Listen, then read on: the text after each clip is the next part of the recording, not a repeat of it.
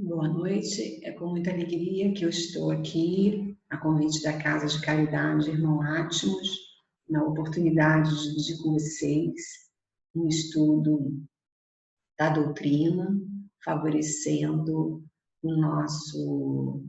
a nossa compreensão, o nosso discernimento, nos braços dessa doutrina tão acolhedora, que vem sempre nos socorrer com os seus esclarecimentos e com o conforto que nos oferece. A Casa de Átmos, a Casa de Caridade Irmão Átmos, em Maricá, no Rio de Janeiro, começa então a sua reunião pública de 26/11 de 2020. Nós vamos fazer a leitura de harmonização.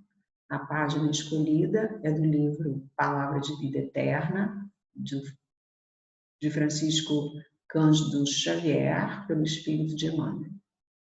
É a mensagem 97, da página 104, que diz assim, o título da página é Pai e Amigo. E levantou-se, foi para seu pai, e quando estava longe, o pai chegou a vê-lo, moveu-se de íntima compaixão, e correndo lançou-lhe ao pescoço e o beijou. É um trecho da parábola do filho pródigo, parábola de Jesus, né, e descrição de Lucas, no capítulo do evangelista Lucas, no capítulo 15, versículo 20. E o texto de Emmanuel diz assim,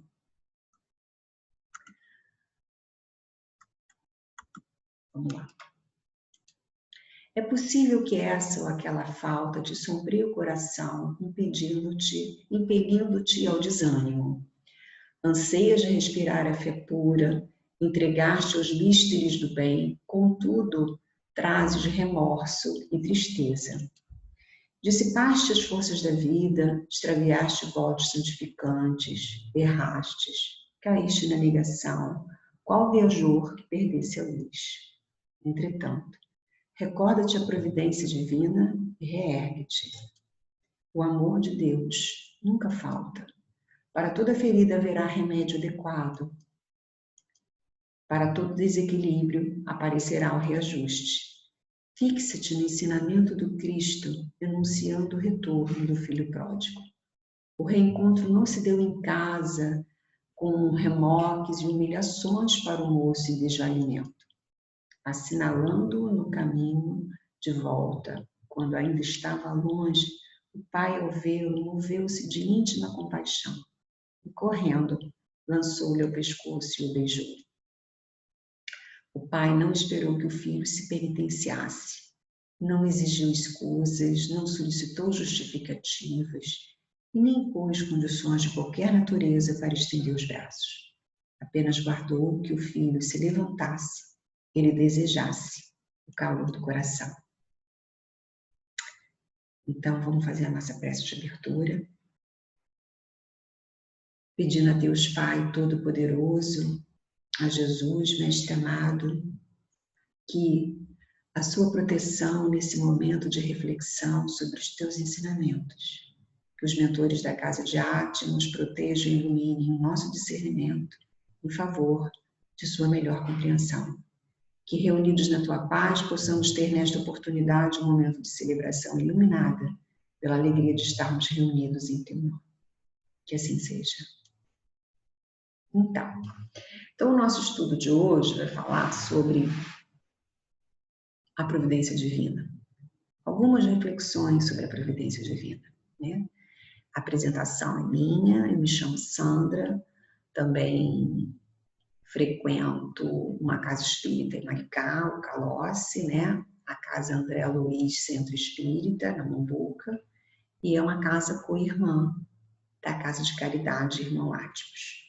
E a gente escolheu esse tema no objetivo de trazer a todos nós que nesse momento estão passando por tantas ansiedades, lembrar do nosso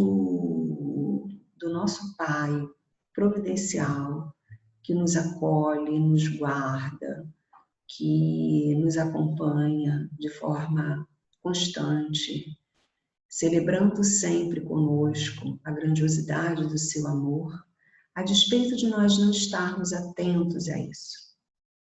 E, em reflexão contínua, a necessidade justamente de estarmos atentos a isso, de despertarmos para que somos integrantes de uma corrente, como realizadores também dessa providencial proteção. Então, vamos lá.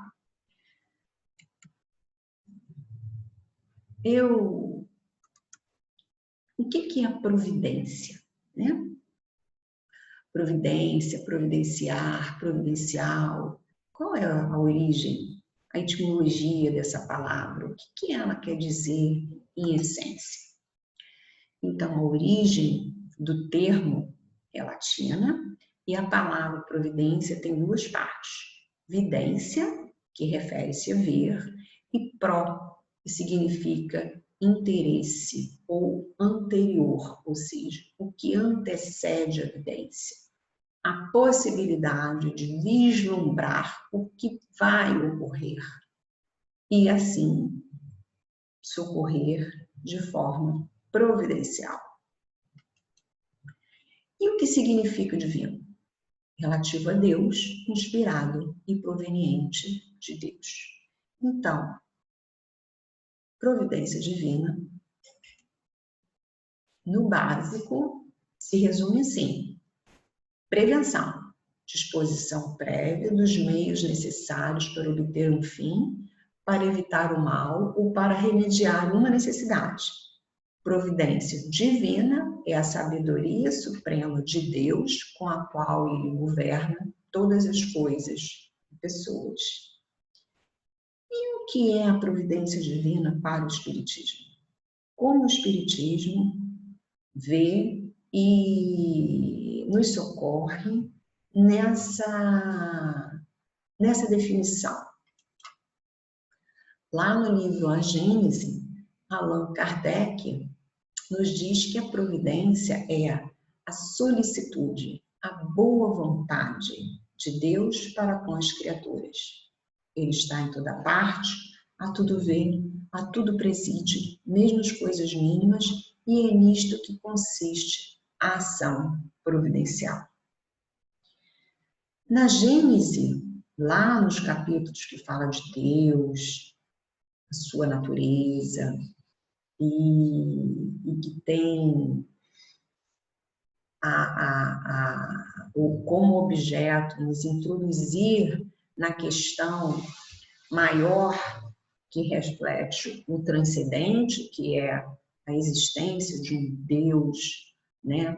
Inteligência primária, causa primária, inteligência suprema, inteligência, oh gente, nossa, inteligência suprema, causa primária de todas as coisas. Então, ele vem desenvolvendo, e lá no item 20 ele fala da providência divina, que na verdade é o amor de Deus em nosso favor.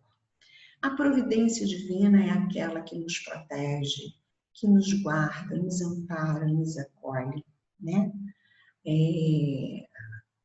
É aquela arquitetura divina que todas as horas vem nos socorrer, né? Os clássicos exemplos das palestras sobre providência divina falam daqueles socorros que você nem imagina que estão te amparando, né? É aquele avião que você perdeu e que sofreu um acidente. É aquele momento que você chegou atrasado, que aconteceu algo que você não deveria presenciar, não deveria participar. É uma compreensão de que existe uma arquitetura suprema, atenta a todas as circunstâncias, em que, a par da nossa negligência, a par até mesmo da nossa valorização, está constantemente nos socorrendo. Aí, Leon Denis, no livro Depois da Morte, diz assim: É o espírito superior, é o anjo velando sobre o infortúnio, é o consolador invisível. É o farol aceso no meio da noite para a salvação dos que erram sobre o mar tempestuoso da vida. A providência é, principalmente, o amor derramando-se a fluxo, em abundância, sobre as criaturas, né? E no livro Justiça Divina, também da Lavra de Chico, sobre a psicografia de Chico, da Lavra de Emmanuel, também nos diz assim: a ação providencial de Deus pode ser percebida da seguinte forma: se acreditas que o hálito das entidades angélicas bafeja exclusivamente os cultivadores da virtude, medita na providência que honra o sol, na grandeza do espaço, mas induzindo a sustentar os seres que ainda jazem colados à crosta do planeta, inclusive os últimos vermes que rastejam o chão. O que Emmanuel está querendo dizer com tudo isso? Que a providência divina ocorre através de leis, as leis soberbas de Deus, as leis de causa e efeito, que vêm acomodar as situações de cada um, socorrendo no justo equilíbrio aí da balança que justamente representa, né, entre a misericórdia divina e a justiça.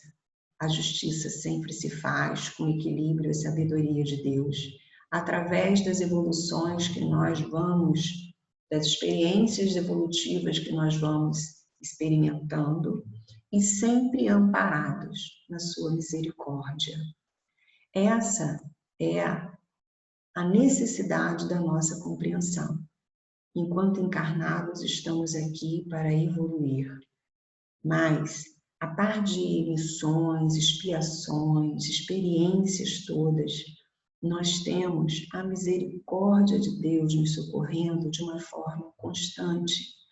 E é importante que a gente fique atento a isso, que essas leis são leis supremas, mas são leis sensíveis. Não é um sistema duro que não caiba a sensibilidade emocional que traz o amor.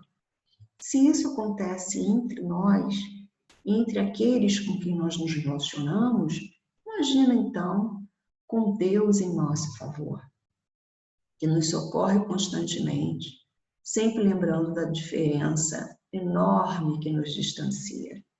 Da mesma forma que nós socorremos uma criança que, na sua inocência, não consegue avaliar os perigos com que se expõe no seu cotidiano, e apesar dos avisos que nós oferecemos a essa criança, não raramente a gente vai lá, ampara, reensina, oferece nova oportunidade, porque com Deus seria diferente.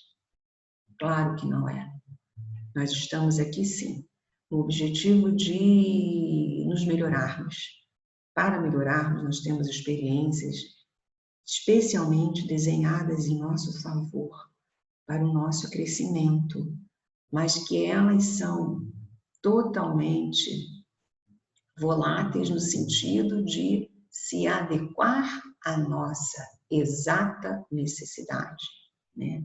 E isso acontece não só para nós, acontece de uma forma geral, acontece a todos que estão sob o amparo de Deus, inclusive, especialmente, né, a nós seres humanos, mas acontece também aos vermes que rastejam no chão.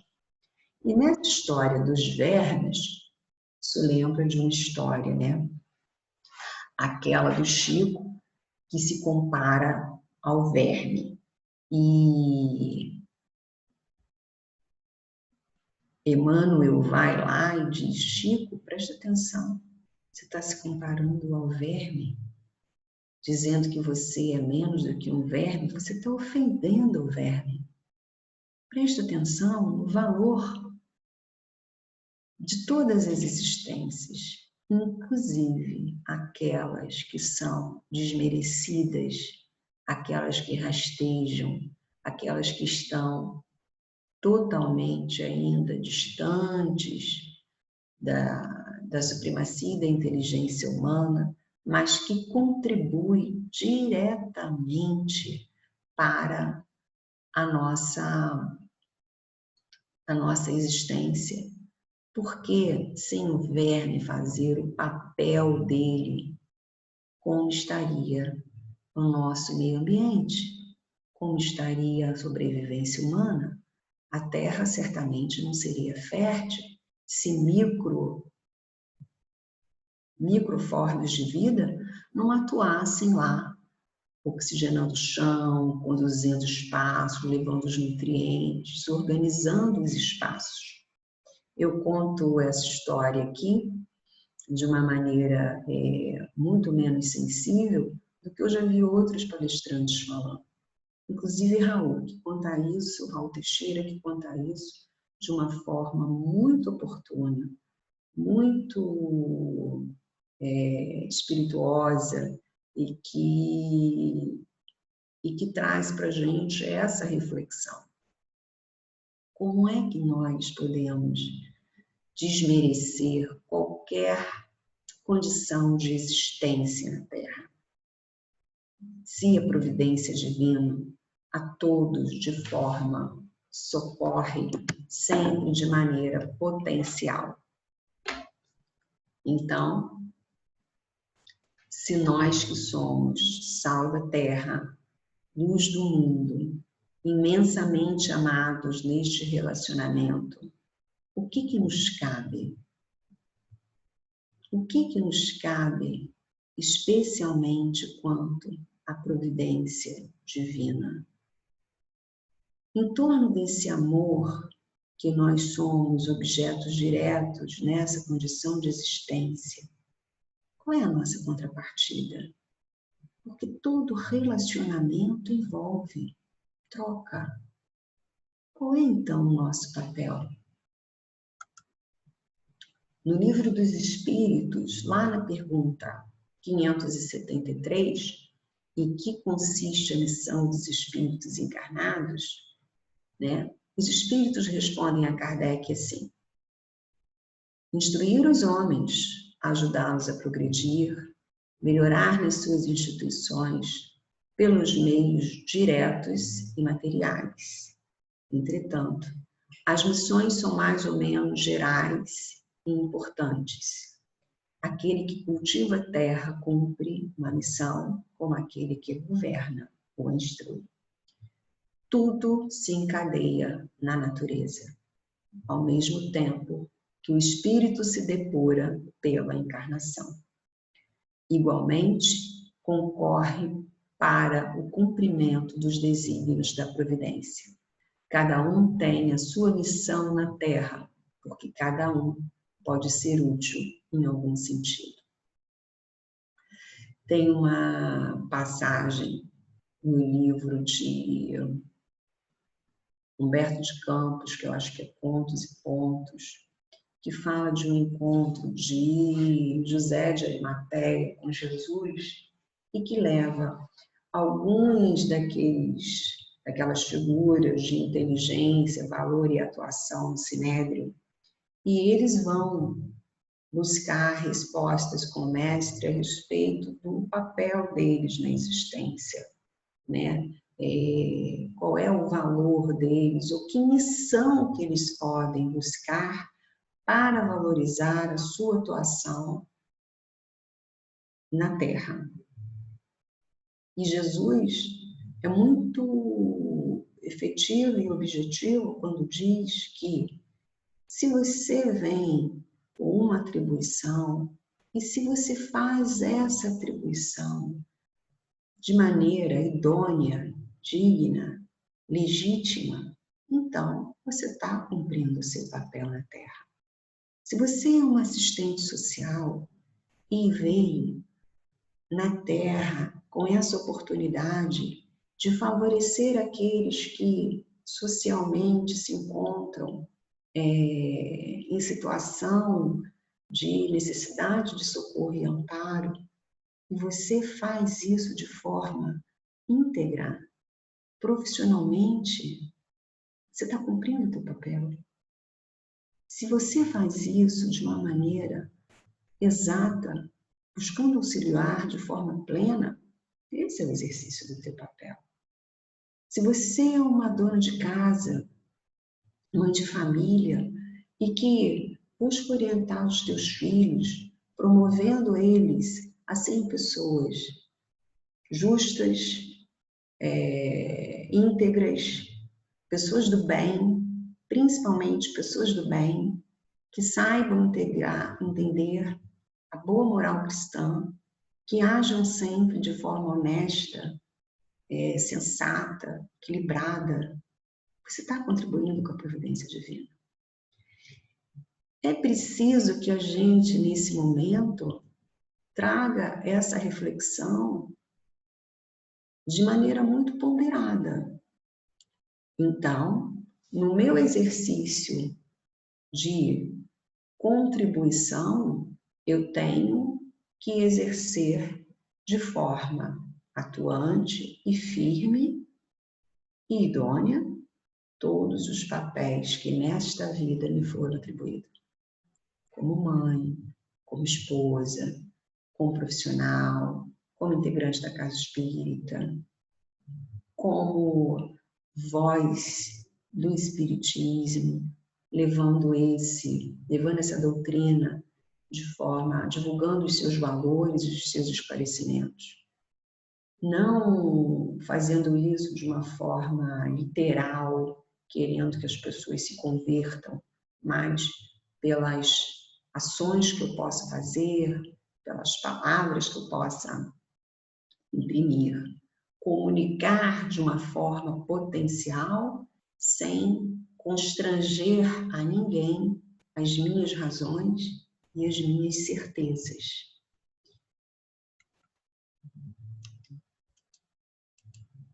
Deixa eu passar aqui para o outro slide.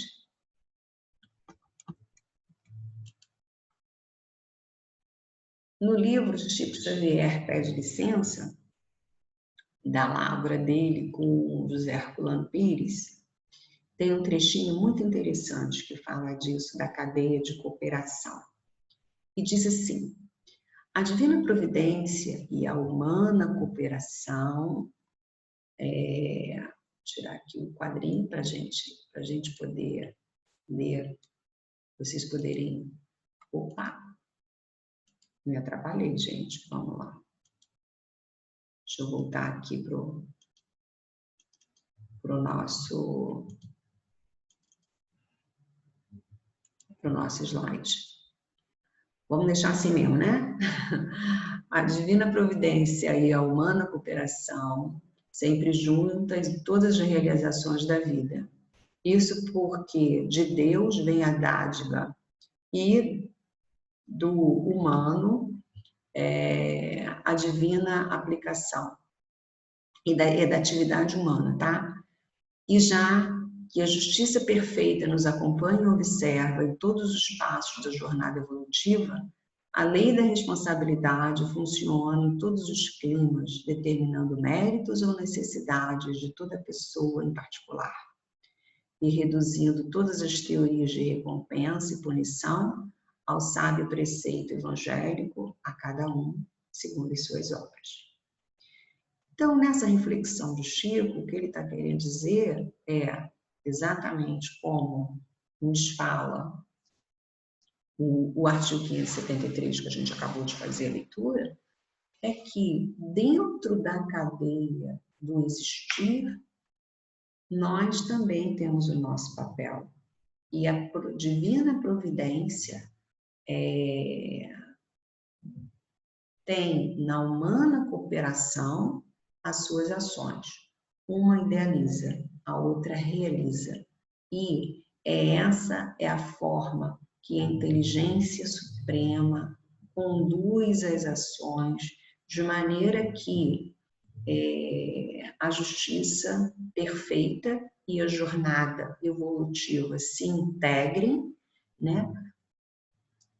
Dando forma à lei de responsabilidade e caindo na máxima que ele bem resume, a cada um segundo as suas obras.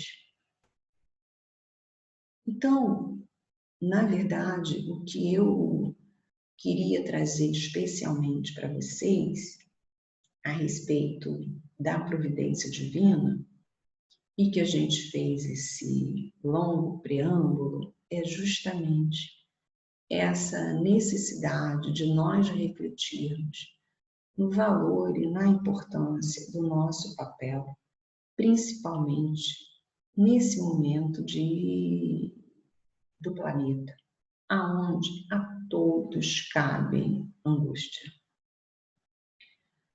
Eu escutei há bem pouco tempo também aí uma palestra espírita que, quando se falava das crises que a fase de mudanças do planeta, né, a grande mudança do planeta para um país de provas e expiações, para um momento de regeneração, que isso viria com mudanças substanciais. E todo mundo achava que as mudanças eram físicas, né? Que haveriam abalos sísmicos, grandes catástrofes climáticas, enfim, todas essas ponderações. Da mesma forma que quando Cristo passou pela Terra e que todo mundo lá esperava que o entendimento de um Deus único e de que a revelação máxima se daria pelas armas contra os romanos e os valores da sociedade hebraica seriam impostas pelas forças bélicas, pelo enfrentamento material. Esse enfrentamento aconteceu pela passagem de Cristo, derramando o seu testemunho, o seu amor em nosso favor. Da mesma forma, nessa inteligência maravilhosa de Deus, Ele traz a necessidade de nós refletirmos o nosso papel de existência, nos empurrando para dentro de casa, para dentro da nossa casa íntima, em todos os sentidos, da nossa casa física, da nossa casa mental, da nossa casa emocional, refletindo mais e melhor sobre nós mesmos, nos integrando com aqueles que nós somos absolutamente próximos. O isolamento fez com que grandes situações acontecessem. Tem um comercial que eu fiquei tão deslumbrada com o efeito e depois fiquei paquerando comercial de quê e não consegui captar. Mas que a máscara das pessoas vem dizendo o que o isolamento proporcionou. Então, eu me aproximei do meu pai, eu consegui superar o medo de ficar sozinho, eu fiz as pazes com meu irmão, enfim, vem dizendo o que o isolamento proporcionou. Eu achei bem bacana. Porque, na verdade, esse benefício secundário que trouxe o isolamento, além de poupar a nossa saúde física direta, né, é muito grande. A prioridade, quantos pais conseguiram se aproximar mais e melhor de seus filhos? Quantas mães se deram conta de como a sua ação dentro de casa seria relevante? Quantas reorganizaram as suas vidas, fazendo que aqui agora o seu tempo possa melhor ser aproveitado? Então, nós vivemos sim essa necessidade também vivemos outros climas. Vivemos aqueles que se encontraram efetivamente com os seus medos, com os seus temores, fecharam as suas patológicas depressões, mas vão buscar o tratamento para isso, vão buscar o socorro necessário para isso. E nessa grande oportunidade de reflexão e de articulação em torno de nós mesmos, além de ficarmos olhando para o nosso umbigo, o que nós podemos fazer para ajudar o outro, né? Nós, principalmente nós espíritas, que tínhamos sempre uma ação tão direta, em que a caridade se efetivava no socorro assistencial, né? Da sopa, do agasalho, da evangelização, né? Agora nós também temos que descobrir como otimizar essas ações, sem comprometê-las, porque elas também são de visceral importância, né? Mas, principalmente, como nós podemos levar consolo e esclarecimento a cada um, reforçando o nosso papel nessa jornada tão especial que é a jornada do existir. É a nossa encarnação, é a oportunidade de termos um corpo e com ele atuarmos nesse momento de transição planetária. Aonde e de que forma nós vamos fazer isso? Reconectando-se a todos de maneira mais intensa do que presencial. Então, é esse o meu convite. Vamos efetivamente buscar a forma de contribuir com a providência divina, fazendo com que a gente exteriorize o nosso agradecimento por esse Deus que nos socorre constantemente, né? Naquele verso daquela musiquinha Pai Nosso, que é a musiquinha que eu acho até que é católica, né? Mas que me sensibiliza especialmente, né? Que fala: meu Pai do céu, eu quase me esqueci que o teu amor vela por mim, né? Vela por mim. E a gente não pode esquecer disso, em hora nenhuma. Saber que nós estamos efetivamente nos braços da misericórdia divina, que nos ampara e nos socorre nas maneiras mais efetivas. Eu tenho vivido momentos muito especiais de constatar, né? Cada espírita tem aí o seu sensômetro, né? De perceber a forma que os seus mentores estão próximos e os contatos imediatos de terceiro grau ocorrem, né? E isso tem acontecido especialmente comigo e eu me reverencio aqui e agradeço aos mentores que me socorrem de maneira tão efetiva, me dando oportunidades como essa, de estar aqui com vocês, dividindo essas reflexões tão simples, mas que têm tão somente o objetivo de esclarecer, elucidar e socorrer. Em todas as provas que te assaltem os dias, considera a cota das bênçãos que te rodeiam e, escorando-te na fé, na paciência, reconhecerás que a divina providência está agindo contigo e por teu intermédio, sustentando-te em meio dos problemas que te marcam a estrada para doar-lhes a solução. São palavras que estão no livro Rumo Certo, de Emmanuel, também da Lavra de Chico, no capítulo 3. Então, nós precisamos reconhecer o socorro que dispomos de uma forma constante e deles nos valermos, né? Nesse relacionamento tão especial.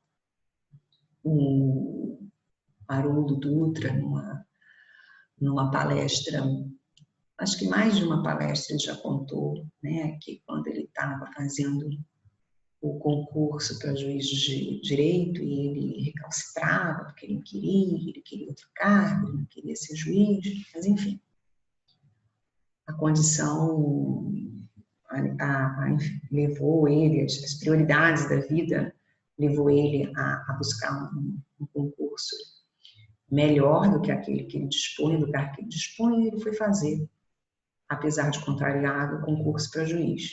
Ele já tinha feito vários outros e esse que ele realizou, ele fez contra a vontade. E apesar de fazer contra a vontade, foi dando tudo certo, ele foi passando, e na véspera da prova oral, ele teve, depois de uma noite mal dormida, ele teve um pesadelinho rápido, um momento da prova, e com o questionamento de uma questão que ele se deu conta que não sabia. E ele despertou com essa angústia e foi lá com os livros e tal. E no dia seguinte foi fazer a prova. E aquele ponto que ele sonhou foi matéria da prova. Foi o ponto da prova. E ali ele se sentiu absolutamente amparado.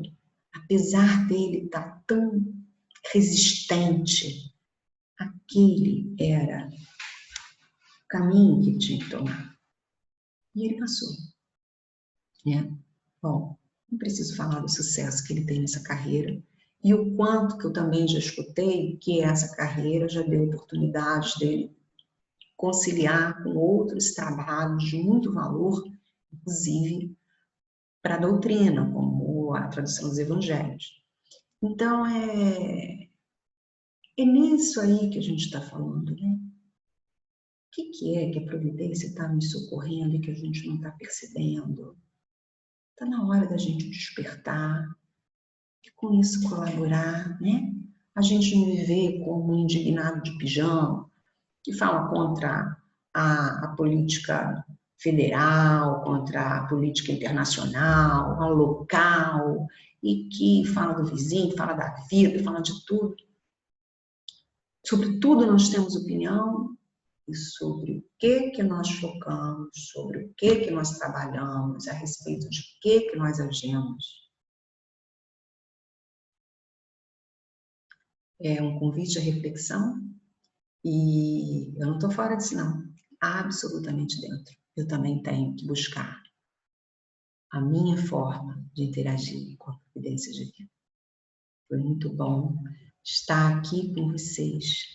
Eu agradeço imensamente o convite da Casa de Atmos e espero numa oportunidade bem breve estar com vocês, levando o nosso abraço, o nosso conforto, o carinho da proximidade que a gente agora reconhece o valor e se ressente.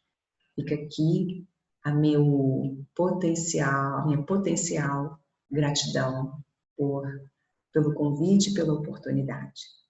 E aí eu convido vocês para a nossa prece de encerramento.